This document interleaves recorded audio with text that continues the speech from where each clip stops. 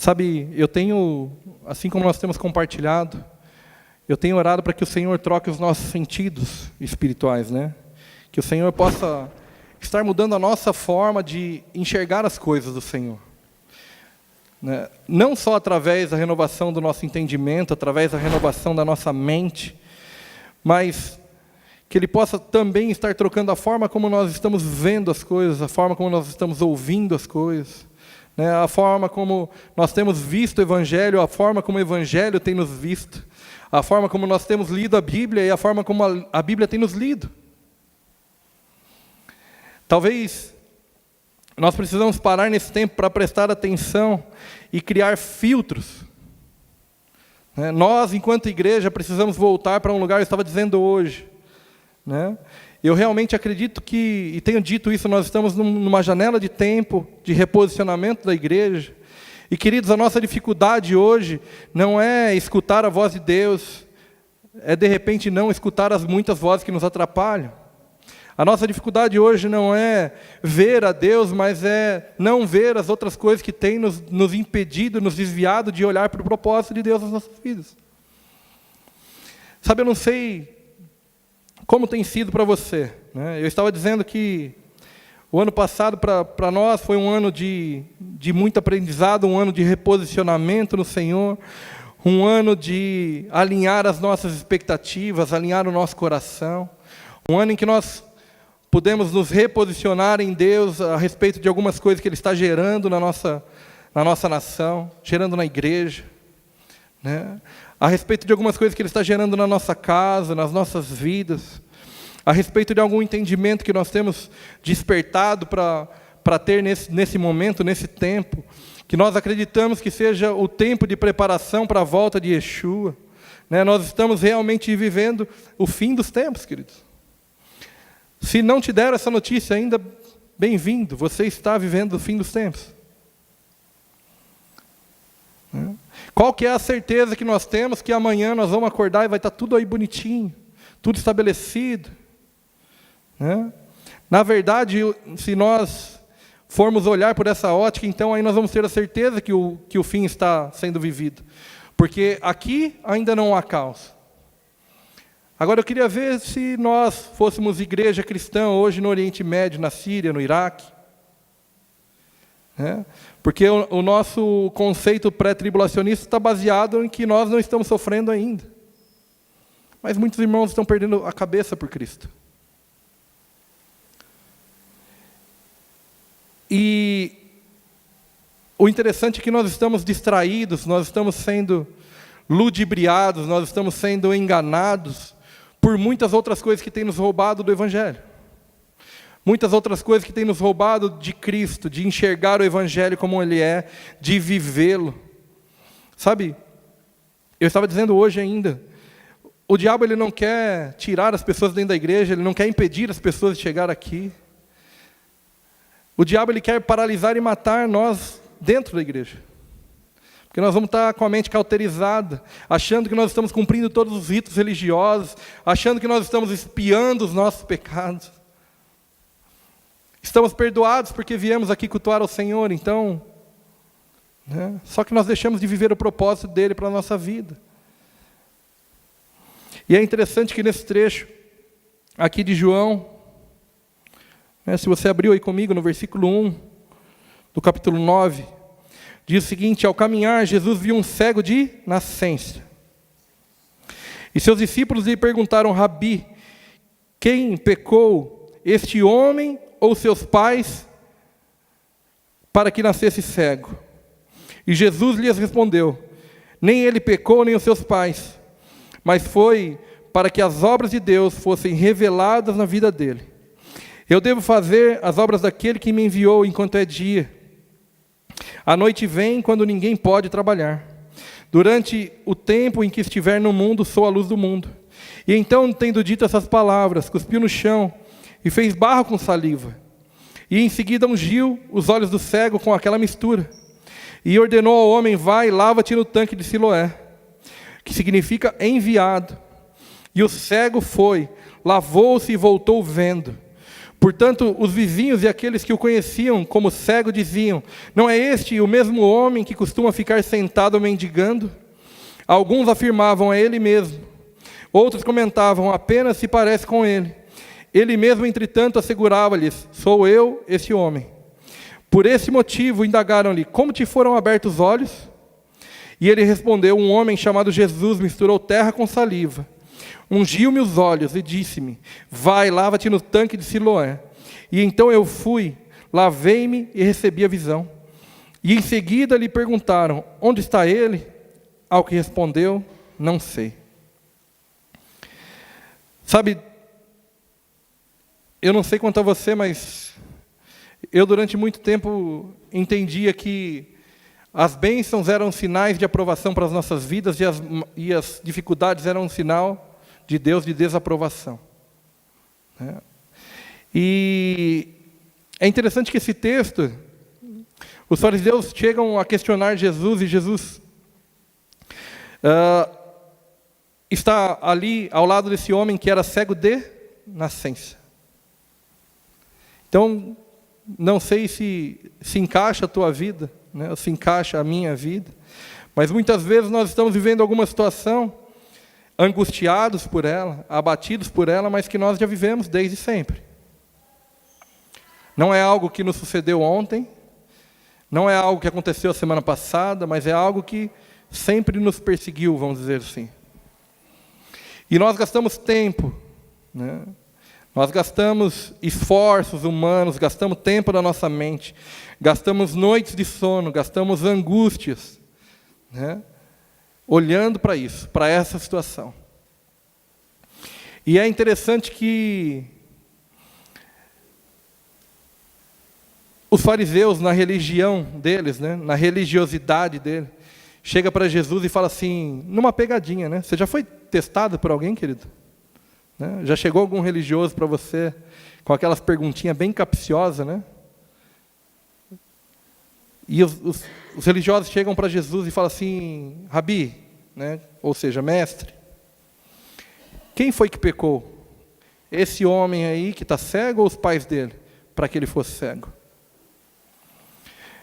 É engraçado que na nossa consciência, sempre que nós temos passado uma dificuldade, eu, na verdade, quando nasci, está ali a minha mãe, eu tinha muito problema de bronquite, e eu herdei do meu pai foi curado, acho que eu fui curado de tabela também, Mas eu tinha um problema desde sempre, E eu me lembro do meu pai quando foi curado de bronquite, que também era uma bronquite de nascença. E ele fez um voto com Deus numa noite, disse, olha, eu vou para a igreja hoje. E ele estava com uma crise aguda, bem aguda. E aí a minha mãe disse, olha, se você for, você vai morrer lá. E realmente ele morreu para a doença daí, Ele voltou curado. Mas é interessante que sempre havia, na religiosidade aquela coisa. O que será que eu fiz para que o meu filho fosse assim? O que será que aconteceu para que isso tivesse vindo sobre ele? E as pessoas sempre procuram um argumento, sempre procuram uma razão para algo que está sucedendo. E é interessante que Jesus responde de pronto aqui, ele fala, olha, na verdade, nem ele pecou, nem os pais.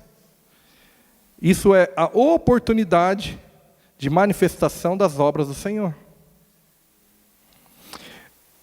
Quem dera antes nós tivéssemos essa consciência, que as dificuldades que estão postas para nós, seja ela de agora, ou seja ela de desde sempre, é uma oportunidade do Senhor mudar essa realidade na nossa vida.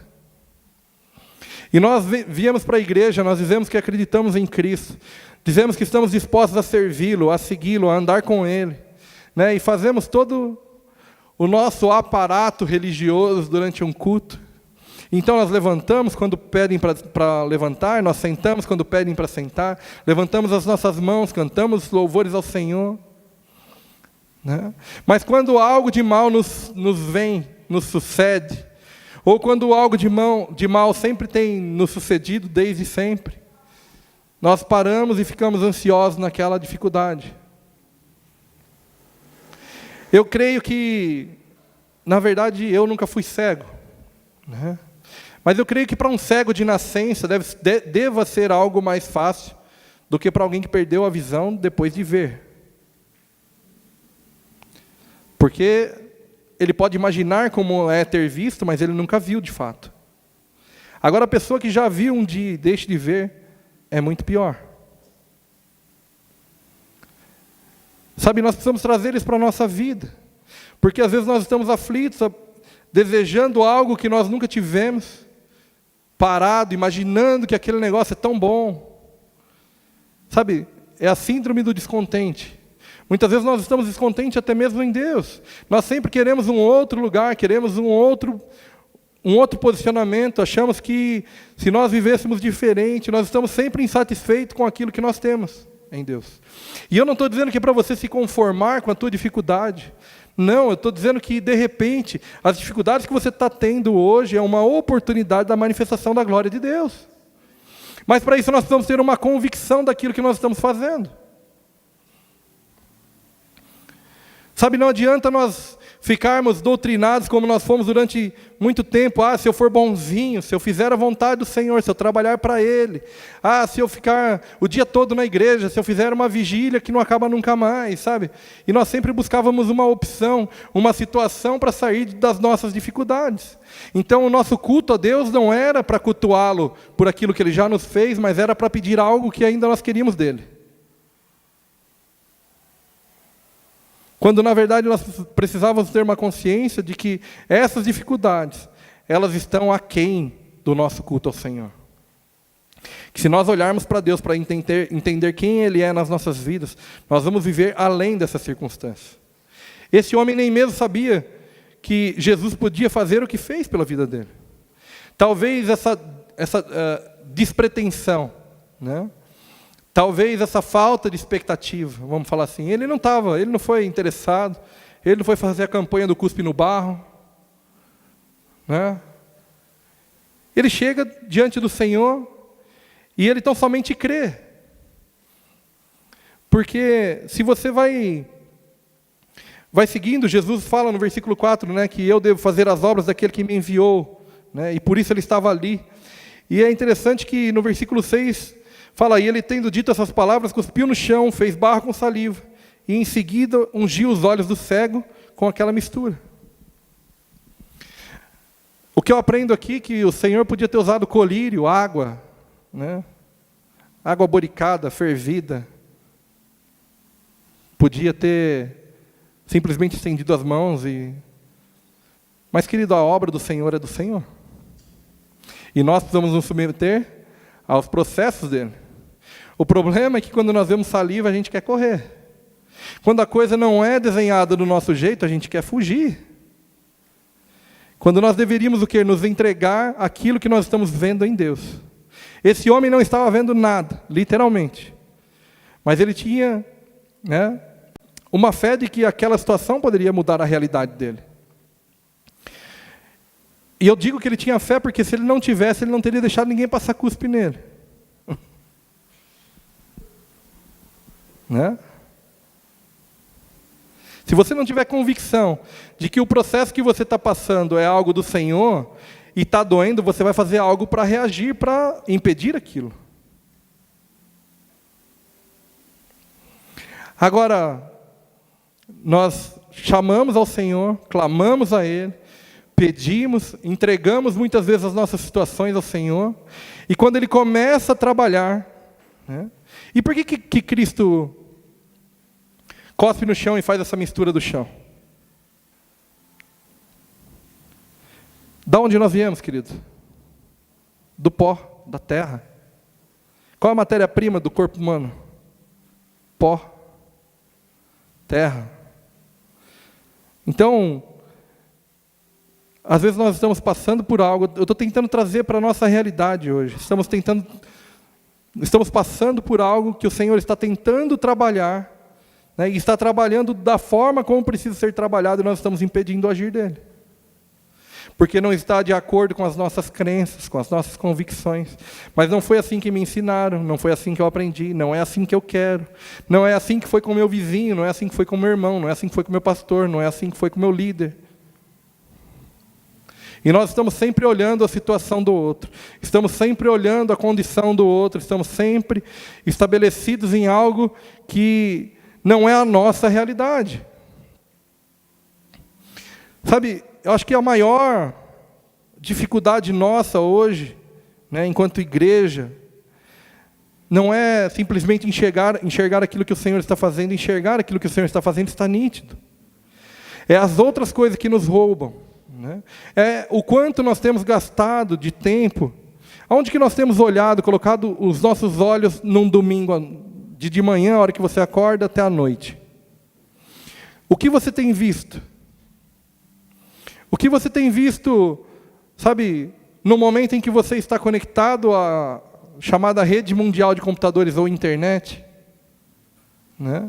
Onde é que os seus olhos têm passeado? Onde é que você tem colocado os teus olhos quando você liga aquela caixinha chamada televisão? Sabe, os olhos, querido, são a janela da alma. Aquilo que você olhar, logo você vai desejar. Aquilo que você desejar vai te gerar um pensamento, e um pensamento vai te levar a uma ação. E se você está olhando para coisas destrutivas, demoníacas, você vai ter atitudes destrutivas e demoníacas. Então, a minha dificuldade não é olhar para o Senhor. Olhar para o Senhor, eu tenho disposição em olhar. Eu já sou um crente, eu sou um batizado, eu sou alguém que aceitou a Cristo, eu estou numa caminhada cristã, então eu já tenho uma predisposição a olhar ao Senhor. O problema são as muitas outras coisas que eu estou vendo junto. E tem me roubado. Sabe, se eu priorizo estar com o Senhor, né? Se eu priorizo o meu tempo com o Senhor, se Ele é a minha prioridade, eu vou gastar tempo em olhar para Ele.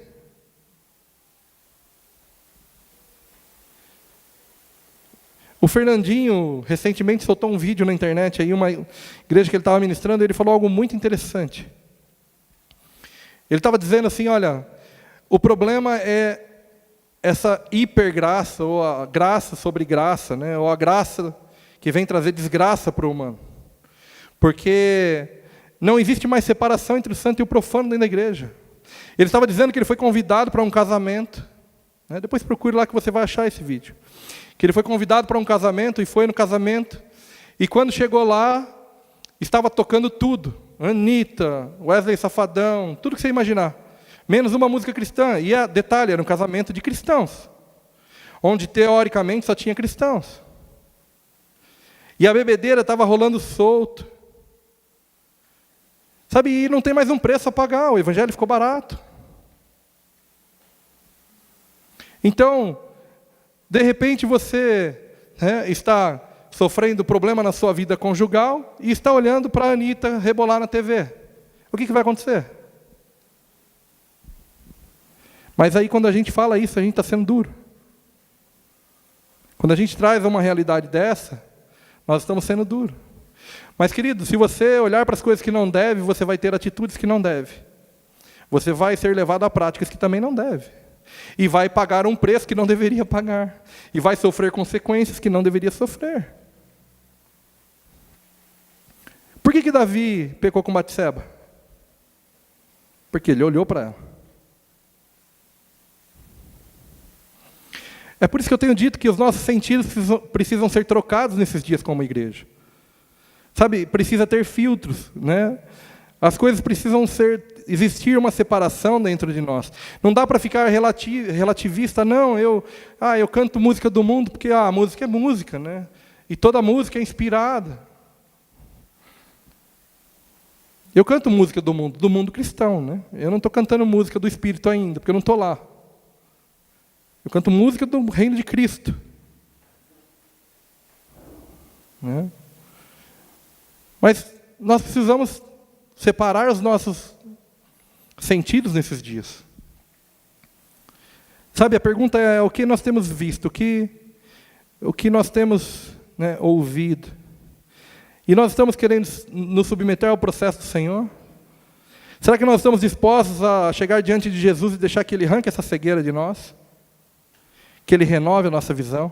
Será que nós estamos dispostos a deixar Jesus trocar as nossas vistas? E é engraçado que, depois desse processo de passar, de ungir com a saliva, Jesus manda ele para o tanque de Siloé, né? Jesus enviou ele. E ele vai e se lava, e ele passa a ver. Sabe, você não foi chamado, você não foi feito para chegar em um lugar e ficar estagnado, aí, estacionado, né? Preso, grudado numa cadeira, chamado cadeira da salvação, espaço de segurança, né? Coloca um cinto de segurança, daquele de 5 pontos, trava e fala, daqui eu não saio, daqui ninguém me tira.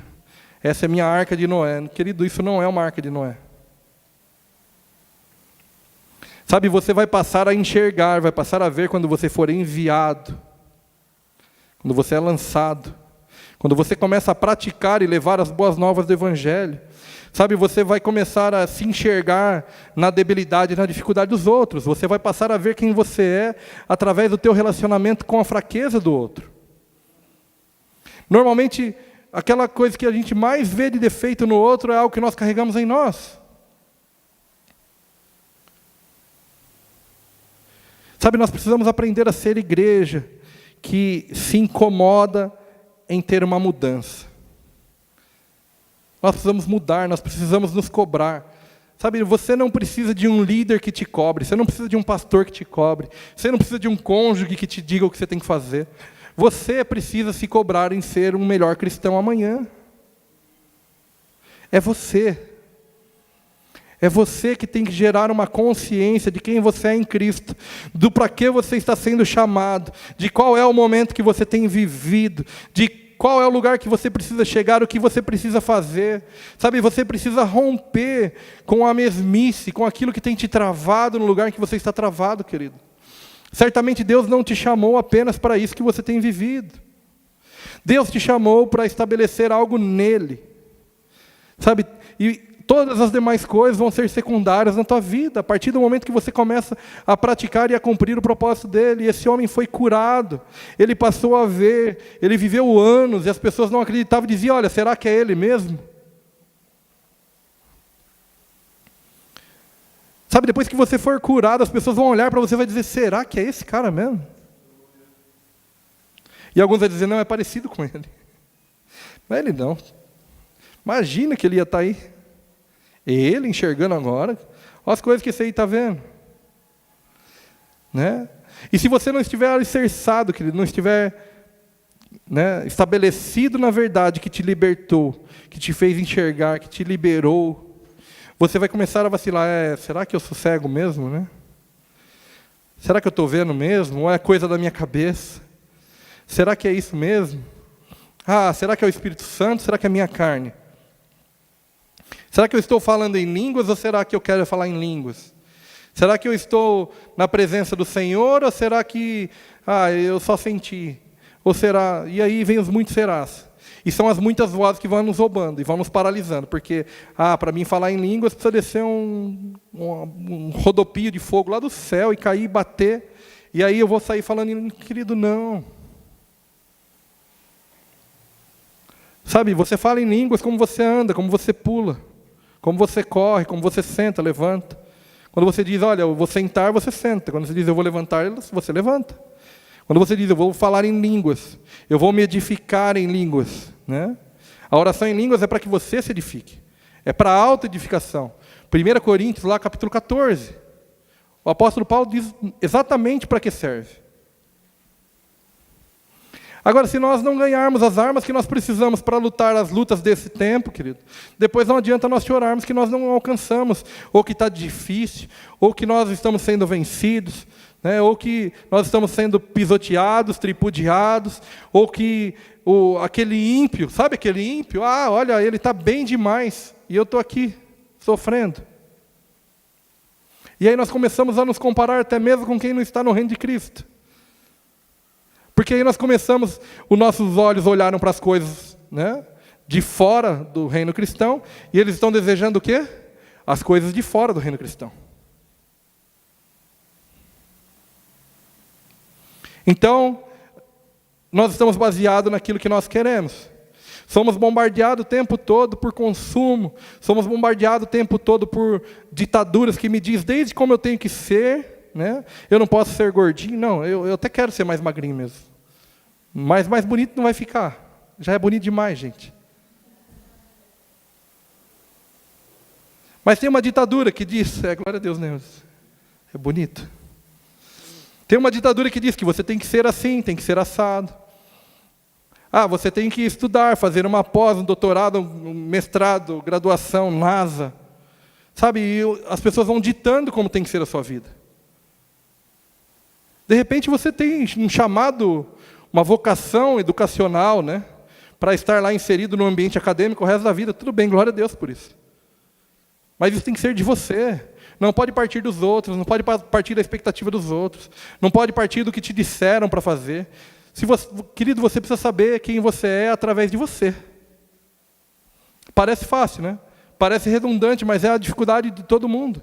As pessoas estão preocupadas com o que as pessoas estão achando sobre ela, com o que estão me olhando, estão pensando sobre mim, o que querem que eu faça. E nós, num anseio de ser aceitos numa sociedade mundana, nós queremos, às vezes, praticar as coisas mundanas.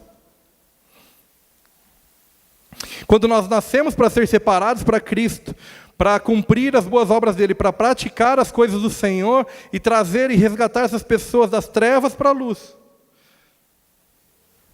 Mas não, o nosso padrão, o nosso molde são as trevas. Os nossos moldes são daquele, de repente o nosso padrão é aquele que nunca enxergou, é o cego. E em vez de eu curar o cego, eu também me torno cego. Sabe, tem muito cristão que se estivesse nessa situação de Jesus aqui, iria cuspir no chão, fazer o barro, ungir o cego e ficar cego. Isso é o que na prática acontece hoje. Aí você escuta assim, não, né? Você vê um jovem, por exemplo, não, eu vou para a faculdade, e lá na faculdade eu vou ganhar todos os meus amigos para Cristo. Entra, fica 3 meses, está desviado, engravida, mãe solteira, né? E aí começa. E você fala, cara, não era aquele crente fervoroso, aquela crente fervorosa? Porque os olhos estão nas coisas que não deveriam. Os nossos valores estão distorcidos nesse tempo, querido. Como igreja, durante muito tempo, nós desejamos as bênçãos do Senhor, a prosperidade dele. Né? Recentemente, o Billy Graham agora faleceu, né? E aí ele recebeu muitas homenagens, né? E um dos pastores, eu não vou citar o nome dele aqui para não ser deselegante depois, bom, você deve ter visto já, chegou e disse que o maior arrependimento dele, de repente, tenha sido focar tanto em prosperidade. Você vê que a morte do Billy Graham despertou ele para algo.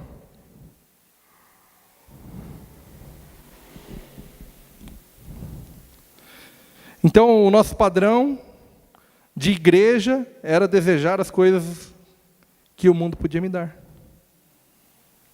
Quando a Bíblia me disse, olha, né, não ajunteis para si tesouros terrenos que a traça e a ferrugem corrói, mas focai nas coisas eternas. Agora a nossa mente fica cauterizada, passa por esses versículos, nós lemos a Bíblia, nós lemos esses versículos muitas vezes, aquilo que nós temos falado, né? Nós temos conhecimento, nós temos teologia, né? Nunca se teve tanta revelação dentro da igreja, mas não consegue se executar aquilo que é lido, aquilo que é ensinado, aquilo que é aprendido. Sabemos e não conseguimos nos comprometer com isso. E é interessante nesse texto, né, que se você for lá no versículo 35, lá na frente,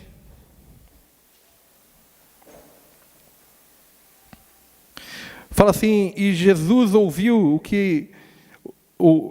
Jesus que o haviam expulsado, e quando o encontrou, lhe disse, acreditas tu no Filho de Deus? E o homem respondeu, quem é ele, Senhor, para que eu possa nele crer? E Jesus lhe assegurou, tu o estás vendo, é este que te fala. E então declarou o homem, Senhor, eu creio. E prostrando-se diante de Jesus, o adorou. E então revelou Jesus, eu vim a este mundo para julgamento, a fim de que os cegos vejam, e os que veem se tornem cegos. E alguns fariseus que estavam com ele, ao ouvirem essas palavras, perguntaram a Jesus: porventura, nós também somos cegos?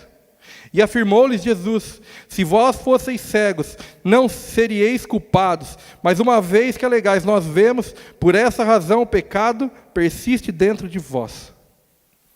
Talvez se você fosse cego, talvez se você nunca tivesse uma consciência do que é uma vida cristã, você estaria sem pecado imputado. Mas a partir do momento que você não é cego, é isso que está dizendo aqui. Jesus vira para o fariseu e fala: se você fosse cego, você estava bem. Antes fosse cego. Né? Traduzindo para a linguagem de hoje, né? Você está bem, só que não.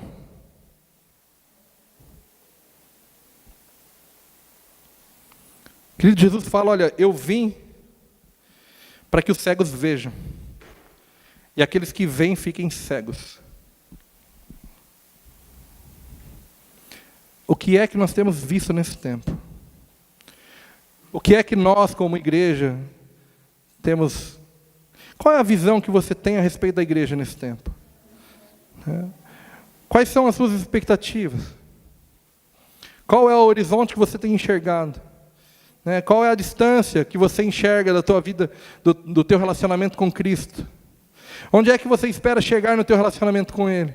Como é que você quer cooperar? Para o que é que você foi nascido? Qual é o teu propósito em Deus? Sabe, são muitas perguntas.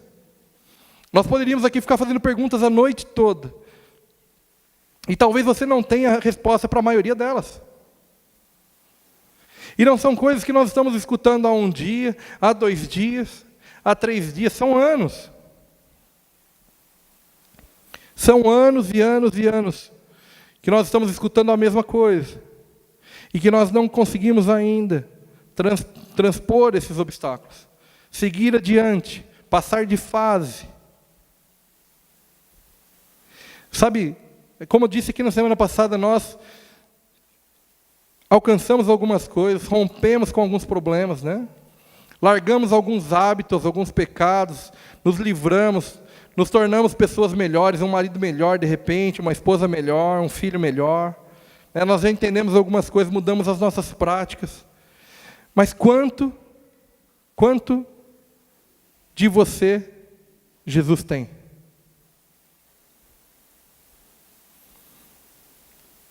Quanto? De 0 a 10, não me responda, responda para você.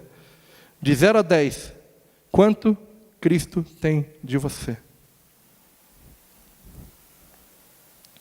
De 0 a 10, quanto você tem visto dele? E quanto você tem visto de outras coisas? Sabe, tudo aquilo que não é de Cristo, te tira de Cristo, querido. Não tem relativismo. O grande erro da igreja foi essa secularidade grego-romana em que eu posso estar com Cristo no culto e ter um tempo religioso aqui, um tempo... E quando eu saio lá na porta, aí não, lá eu sou um homem. Essa dualidade não existe, ela nunca foi fundamentada. Cristão é cristão, gente. Cristão é cristão em todo tempo. Sabe, você não precisa viver um cristão no sofrêncio, você não precisa ser uma pessoa rude, você não precisa ser deselegante, você não precisa ser, na linguagem aí de fora, tapado. Não é nada disso. Mas você precisa ser um cristão. Os teus valores precisam estar bem definidos. Os teus sentidos precisam estar aguçados em Deus. Sabe, os teus olhos precisam estar focados nele, sem distração. Nada pode te roubar de olhar para ele, querido. Nós cantamos aqui, nada se compara com a glória dele. Mas quanto tempo nós conseguimos ficar na glória dele? Nada se compara com a tua presença, Senhor. Mas quanto tempo nós conseguimos ficar na presença dele sem que as nossas angústias, as nossas aflições, sem que a nossa vontade, sem que a nossa mente nos roube e nos tire? Sabe, o Evangelho é um Evangelho prático. Nós temos sido transicionados para um lugar de maturidade, querido. Maturidade não é lugar de criança, é lugar de gente madura. Cristo está transicionando a igreja para um lugar de maturidade. E os imaturos vão ser desabilitados. E nós não estamos nem falando sobre salvação, né? De repente vai ter muito imaturo, desabilitado, que vai ser salvo. E ponto. Isso não quer dizer. Se você se relaciona com Cristo por medo de ir para o inferno, conversa bem direitinho com Ele. Mas se você for viver uma vida cristã, então você precisa dar um passo adiante, romper com algumas coisas, sabe? Algumas coisas precisam ser tiradas de você. A nossa maior dificuldade é abrir mão de nós mesmos, querido. Jesus disse isso: vinde a mim. Né? Depois vinde após mim, depois o que vai? Existe um processo de maturidade. Você vai até Jesus, depois você segue Ele, depois você é enviado. Existe um processo. Não dá para ser vinde a mim o resto da vida.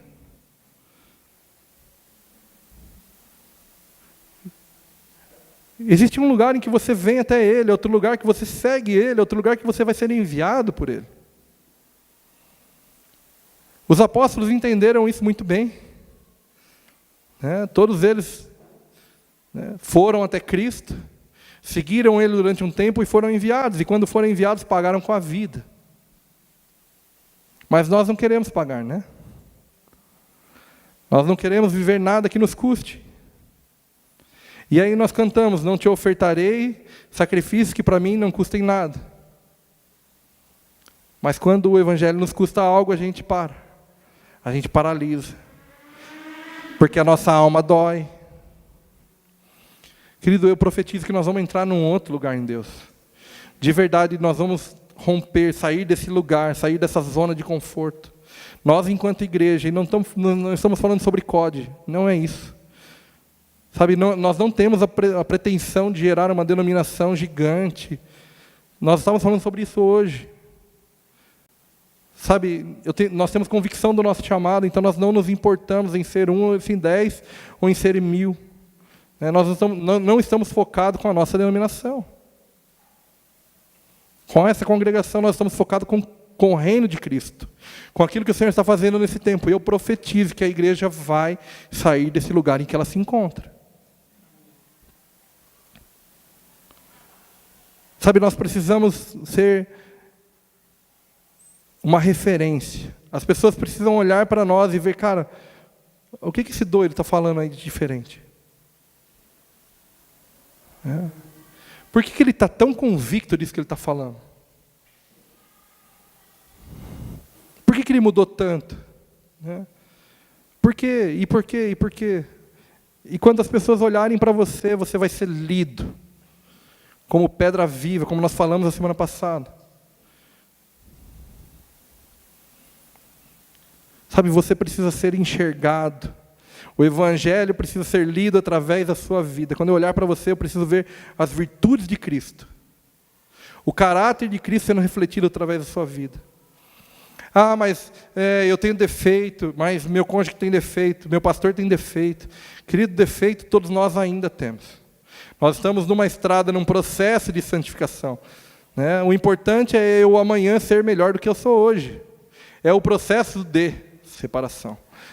Sabe, para onde nós estamos vindo? Você está estacionado, está andando para trás ou está andando em direção ao alvo? Você sabe qual é o alvo? Você sabe para onde você precisa ir? Você sabe o que você precisa fazer nesse tempo?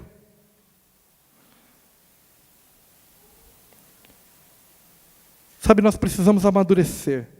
Nós precisamos compreender que são tempos de guerra, né? Se nós entrarmos despreparados numa guerra, nós vamos morrer.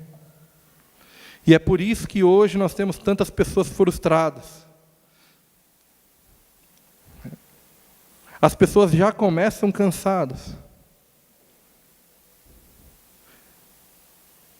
Depois vem o midianita, pega e mata e não sabe por quê. Está cansado, ficou para trás, morreu. Dançou. Sabe, nós precisamos andar unidos, em unidade, como igreja. Cantamos aqui hoje e cantamos profeticamente. Essa canção tem sido a canção da minha semana.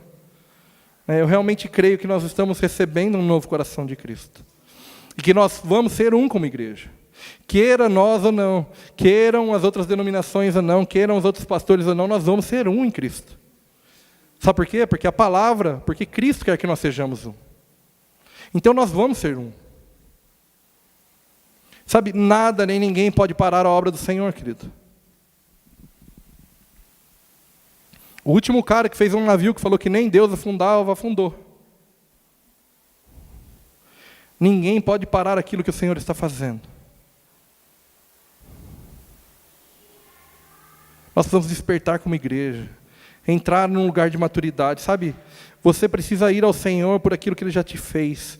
Você precisa ter desejo de ficar na presença dEle. Vencer a tua carne.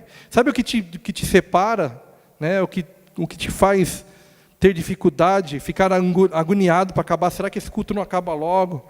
Estou com fome, estou com sono, amanhã eu trabalho, não é assim? É a tua carne.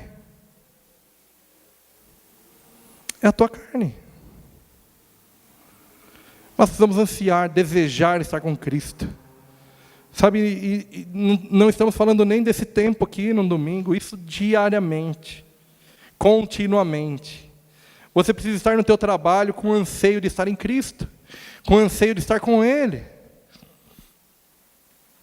com anseio de estar louvando, exaltando, fazendo as coisas que você faz para Ele aqui nesse tempo de igreja, fazendo no lugar onde você está inserido, levando o reino de Cristo, fazendo o nome dEle conhecido, trazendo esperança.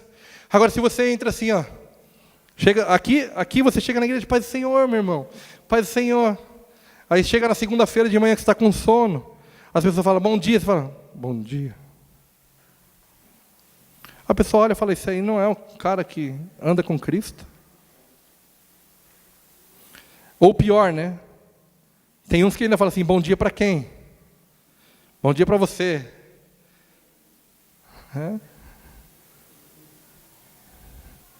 Sabe, as pessoas olham para você e têm desejo de viver a vida que você vive, ou têm aflição de pensar em um dia viver a vida que você vive? Elas enxergam algo de Cristo em você? Enxergam que Cristo fez algo em você? Ou querem distância de você? Sabe, nós queremos às vezes ganhar as pessoas para Cristo. Queremos ser cristãos, né? Como nós aprendemos, produtivos, mas nós somos ruins de relacionamento. Nós não sabemos conversar com o outro, nós não queremos relacionamento, nós queremos distância. Aí chega alguém que não está de acordo com o teu estereótipo religioso e fala, sai para lá em nome de Jesus. Porque não está figurando do jeito que você aprendeu que um cristão figura. Nós vamos romper, queridos, os nossos olhos precisam ser trocados. Sabe, você precisa olhar para as pessoas e enxergar, a sua lente precisa ser trocada. Você precisa começar a enxergar as pessoas como Cristo te enxerga. Como Cristo enxerga ela. Você precisa olhar no espelho e enxergar um cidadão ali que não é aquele que você vê, que é o que Cristo vê. Sabe, nós estamos cegados para o reino do Espírito. Estamos cegados para aquilo que Deus está vendo nesse tempo. Deus precisa trocar os nossos olhos, querido.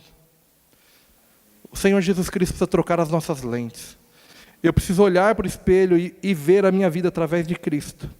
Sabe por quê? Porque daí não vai ter condenação, não vai ter culpa, nada que venha me paralisar, vai ter esperança. Cristo te olha com esperança, Cristo te olha com amor, Cristo te olha olhando as tuas virtudes, os teus potenciais. Ele não está preocupado com os teus defeitos. Salmo 139 fala que Ele esquadrinha o teu assentar, o teu levantar. Ele sabe como você senta, como você levanta. Ele escreveu todos os seus dias. A Bíblia nos fala que Ele sabe quantos fios de cabelo nós temos. Para uns é mais fácil, né, Rô? Uns dá menos trabalho, né? Só conta aqui, né? Cristo sabe todas as coisas. Mas Ele não está preocupado. Né? Ele olha para você e fala, cara, esse é o meu filho amado. Sabe aquilo que o Celso falou quando Jesus foi manifestado? Eu creio que Deus fala a mesma coisa sobre você todos os dias. Quando Ele te vê na presença dEle, fala, chegou. Este é o meu filho amado, em quem eu me comprazo, em quem eu tenho prazer, aonde eu quero me relacionar. Era você, filho, eu estava te esperando.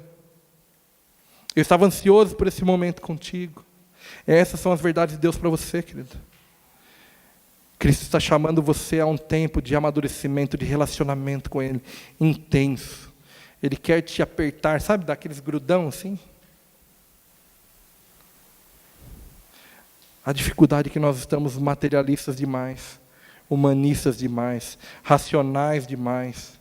A nossa mentalidade não encaixa. Fala, como assim? Cristo vai me grudar, vai me dar um... Né? Você vê o Bertelli falando, vai me dar um cheiro. Esse cara está doido. Que cheiro é esse?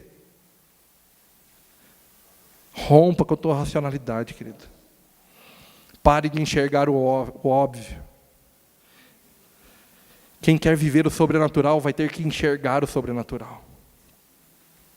Sabe quando você olhar a sua situação difícil, você vai olhar para aquilo e vai falar assim, cara, isso não é nada. Isso não é nada. Sabe, eu não sei o que você tem passado. E também não estou aqui para te dar, né, uma palavra de autoajuda ou de motivação. Não, né, isso já tem homens aí que fazem isso muito bem. Tem os coaches da vida agora que são top nisso. Mas eu quero te dar uma palavra dos céus. Não existe dificuldade alguma que Cristo não possa fazer, intervir e interromper na tua vida. Cara, não tem tamanho de dificuldade que Cristo não possa resolver. Sabe, de repente o impossível para você, eu vou te dizer uma coisa, parece jargão, é moleza para Deus, não é nem possível, é moleza, é fácil.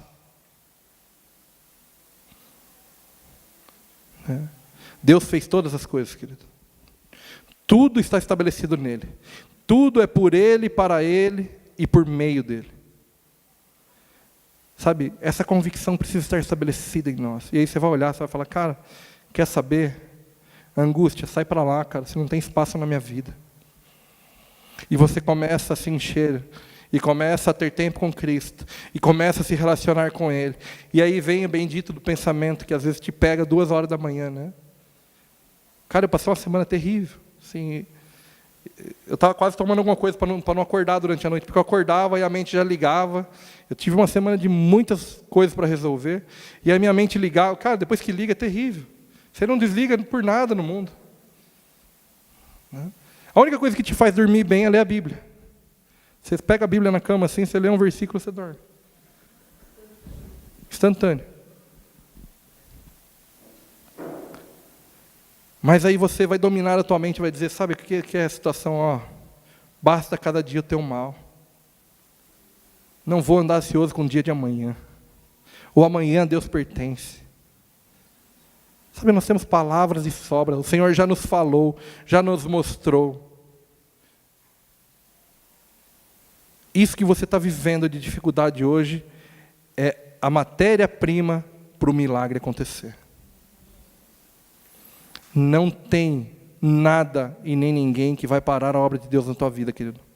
Eu profetizo isso em nome de Jesus. Nada e nem ninguém vai parar o propósito de Deus na tua vida. Você foi nascido dele, escolhido por ele, projeto dele. Esta é a verdade de Deus para a tua vida. E você vai romper com isso que tem te aprisionado. Sabe, talvez você esteja falando assim para mim agora. Ah, mas você não sabe quanto tempo eu vivo isso. Eu já escutei essa palavra muitas vezes. Muitas pessoas já me profetizaram. Queridos, nós não estamos falando sobre revelação, nem sobre profecia, nós estamos falando sobre verdade de Deus. Você vai sair desse ciclo. Deus vai manifestar o milagre dele através da sua vida. E as pessoas vão olhar para você e vai dizer, não era ele? Ou é parecido com ele? Ah, talvez não seja ele. Ou é ele? Não é isso que eles diziam? E aí nós que estamos cegos, vamos voltar a ver. Vamos enxergar. Sabe, e vamos começar a olhar só para o que importa. E vamos focar os nossos olhos no Senhor. E vamos guardar as nossas mentes. Vamos guardar o nosso coração. Né? Sobre tudo que se deve guardar, guarde o seu coração, porque dele provém saídas da vida. Vamos guardar no nosso coração. Sabe, os nossos olhos vão proteger a nossa mente, que vai proteger o nosso coração, que vai proteger a nossa alma.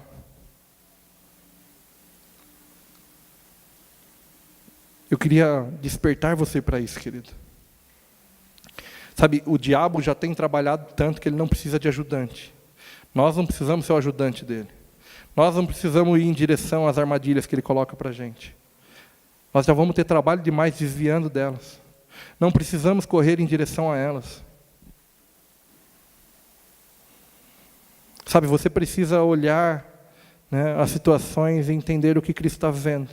Quando você olhar para a sua dificuldade conjugal, você vai dizer, não, eu creio que o meu marido, eu creio que a minha esposa é um homem, é uma mulher de Deus para a minha vida. Sabe, você vai enxergar nela aquilo que você não enxergou até hoje. Quando você olhar para a tua dificuldade financeira, você vai falar, isso é fichinha. Quando você olhar para a enfermidade, você vai dizer assim, olha, isso é a oportunidade de Cristo manifestar o poder dele. A minha filha está com febre, ontem ela estava com febre de 40. Sabe o que é uma febre de 40 graus? A Raquel. E eu orei ontem por ela, no começo da noite. Eu impus as mãos sobre ela e eu não fiquei martelando, brigando com a enfermidade. Falei, enfermidade em nome de Jesus. Você vai embora porque você não tem lugar aí. E aí, né, as pessoas se preocupam dizendo assim, mas tem que dar um antibióticozinho, porque a garganta está inflamada. Eu falei, olha, tomou antibiótico uma vez só até hoje na vida. E aí, teve febre mais 2 vezes, cessou a febre. Aí hoje à tarde, nós fomos provados na nossa fé. Pouco antes de vir para cá, o que aconteceu? Febre. O que nós fizemos? Oramos de novo. E isso não é ser negligente. Sabe, se depois de 3 dias, 4 dias, ela continuar tendo febre, nós vamos dar um antibiótico, vai levar no médico, vai fazer o que precisa fazer. Mas primeiro nós vamos exercitar a nossa fé. E o mandato que Cristo nos comissionou. Existe uma cidade americana, eu falo sempre aqui, chamada Redding, na Califórnia. Os doentes da cidade, antes de ir para o hospital, vai para Betel. Passa primeiro no hospital da igreja.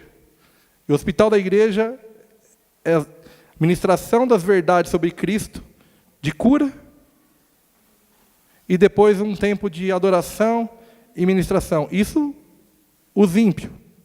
Tá? Todos. Ninguém pergunta que religião é, o que não é, vai lá e tria. Então, aí depois, se lá não resolver, se o cara não sair curado de lá, né, aí ele vai no médico. Mas primeiro eles vão na igreja. Gente que nunca entrou numa igreja dita evangélica, vai lá para ser ministrado, com fé, e sai de lá curado. Sabe, essa é a realidade do reino de Deus, querido. Não está baseado no quanto eu me pareço com crente. Na gravata que eu uso, na roupa social, no sapato. Aliás, eu nem me pareço, né?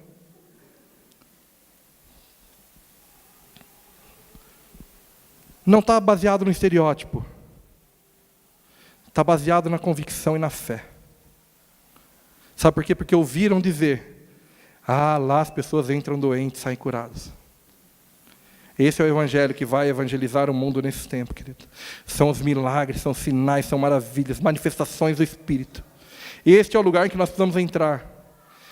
Sabe, eu orei por ela, como eu disse, 2 vezes. E, querido, se ela não for, eu estou falando de microfone, se ela não for curada, se daqui a 2 dias eu tiver que levar no médico e tomar antibiótico, não tem problema. Eu não estou preocupado com a minha imagem. Mas o que vão pensar de mim? Eu orei e não tive... E Deus não agiu através da minha vida. Não é essa a nossa mentalidade? Com medo de que as coisas não aconteçam, nós não oramos também, né? Precisamos romper com isso, querido.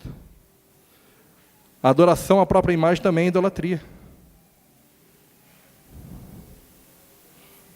Precisamos ter certeza da convicção das coisas que o Senhor está estabelecendo em você. Você é um agente de transformação. Estenda as tuas mãos e mude a realidade do lugar em que você está. Transforme as vidas que você tocar. Transforme os lugares que você pisar. Manifeste o reino de Deus ali. Transforme a realidade daquele lugar. As coisas à sua volta precisam ser transformadas, querido.